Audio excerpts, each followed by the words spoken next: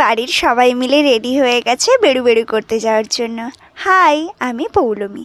চলো, আগের মিনি ব্লগেই বলেছিলাম যে আমি কোথাও একটা বেড়াতে যাচ্ছি, মানে দীঘা বেড়াতে যাচ্ছি। তো তারই একটা মিনি ব্লগ নিয়ে এসেছি। তো ভোর রাত্রে আমরা সবাই মিলে উঠে রেডি হয়ে গেছিলাম স্নান করে। তারপরে আমরা ট্রেকার আগের দিন রাত্রেই বুক করে নিয়েছিলাম, কারণ কি আমাদের ওই দিকেটা ট্রেকারটা খুব ভালো চলে। আর আমার ফ্যামিলি মেম্বার একটা ট্রেকারে ধরে যাবে, আর মারুতিতে যেতে হলে দুটো মারুতি করতে হতো। মানে না, দুটো মারুতিতে এনজয় এতটা হবে না, কারণ কি সবাই একসাথে বসে যাওয়ার মজাটাই আলাদা। তো ওই জন্য আমরা ট্রেকার বুক করে নিয়েছিলাম। তারপরে ওটা ভোরের দিকে ছেড়ে দিয়েছিল। প্রথমে আমরা গেছিলাম হচ্ছে শঙ্করপুর। এত সুন্দর ভিউটা দেখতে দেখতে আমরা জাস্ট, আকাশটা তো মানে কিছু বলারই নেই, তোমরা দেখতেই পাচ্ছ।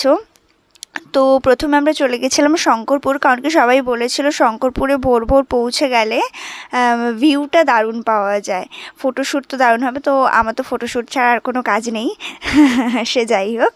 তো প্রথমে আমরা চলে গেছিলাম, ওখানে গিয়ে নামতেই আমার তো এত খিদে পেয়ে গেছিলো।